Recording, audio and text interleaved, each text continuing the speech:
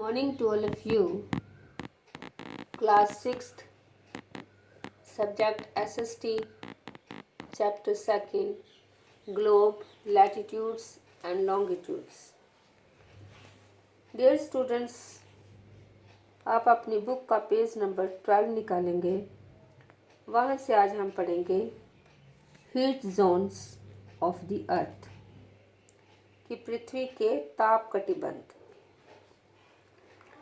The midday sun is exactly overhead at least once a year on all latitudes in between the Tropic of Cancer and the Tropic of Capricorn. This area therefore receives the maximum heat and is called the torrid zone. तो कर्क रेखा एवं मकर रेखा के बीच के सभी अक्षांशों पर सूर्य वर्ष में एक बार दोपहर में सिर के ठीक ऊपर होता है। इसीलिए इस क्षेत्र में सबसे अधिक ऊष्मा प्राप्त होती है तथा इसे उष्णकटिबंध कहा जाता है।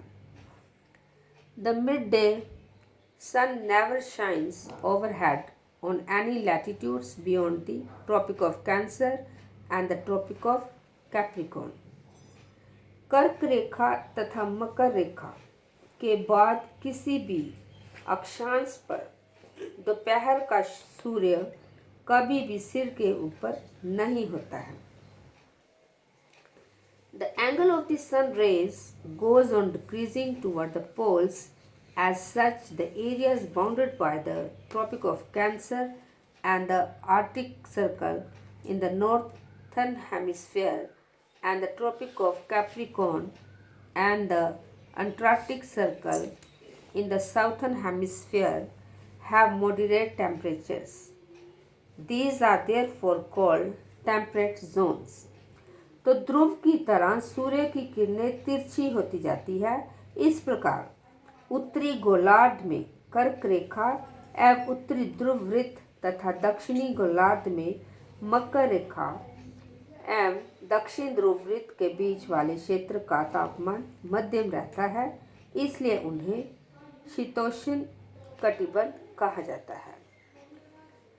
Areas lying between the Arctic circles and the North Pole in the northern hemisphere and the Antarctic circles and the South Pole in the southern hemisphere are very cold.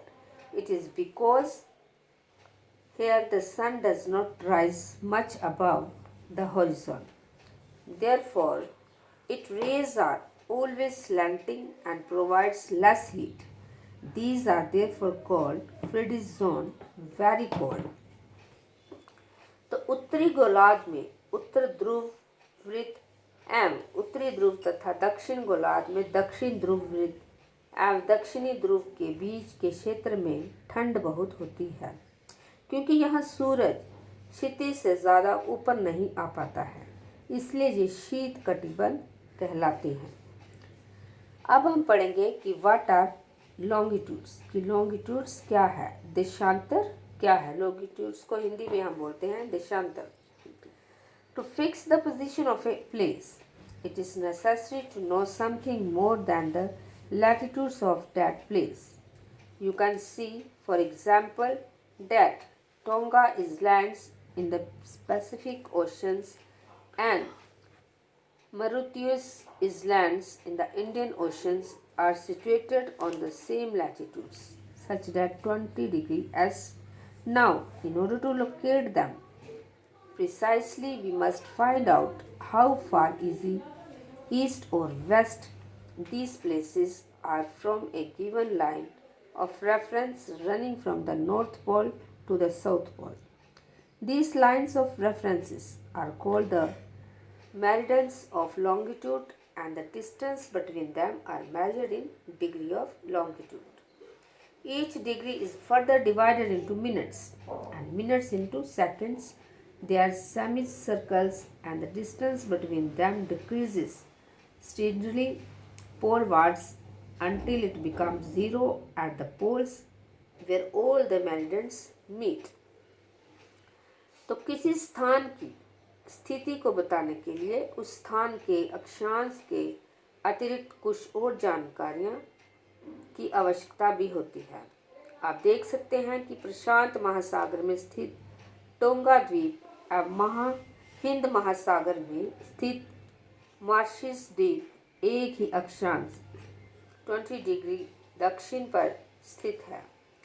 उनकी सही स्थिति जानने के लिए ये पता करना होगा कि उत्तर ध्रुव को दक्षिण ध्रुव से जोड़ने वाली संदर्भ रेखा से पूर्व या पश्चिम की ओर इन स्थानों की दूरी कितनी है। इन संदर्भ रेखाओं को देशांतरीय याम्योत्तर कहते हैं तथा उनके बीच की दूरी को देशांतर के अंशों में मापा जाता है। प्रत्येक अंश को मिनट में तथा मिनट को सेकंड में विभाजित किया जाता है। ये अर्धवृत्त है और उनके बीच की दूरी ध्रुवों की तरह बढ़ने पर घटती जाती है। अब ध्रुवों पर शून्य हो जाती है जहाँ सभी देशांतरीय याम्योत्तर आपस में मिलती है। Unlike parallels of latitudes, all meridians are of equal length, thus it was difficult to number the meridians. Hence, all countries decided that the count should begin from the meridian which passes through Greenwich, where the British Royal Observatory is located. This meridian is called the prime meridian. अक्षांश रेखाओं से बिन तथा देशांतरीय योगांतरों की लंबाई समान होती है, इसलिए उन्हें सिर्फ मुख्य संख्याओं में व्यक्त करना कठिन था। तब सभी देशों के निश्चय किया कि ग्रीनिच और ब्रिटिश राज की वेधशाला स्थित है से गुजरने वाली याम्योत्तर से पूर्व और पश्चिम की ओर गिनती शुरू की जाए। इस याम्योत्तर को प्रमुख याम्योत्तर कहते हैं। तो डियर स्टूडेंट्स, अभी ब्लैक बोर्ड पर मैंने होमवर्क दिया है, वो आप अपनी बुक का पेज नंबर 12 निकालेंगे और फिग 2.5 लॉन्गिट्यूड्स अपनी कॉपी पर ड्रॉ करेंगे। Thank you and have a nice day.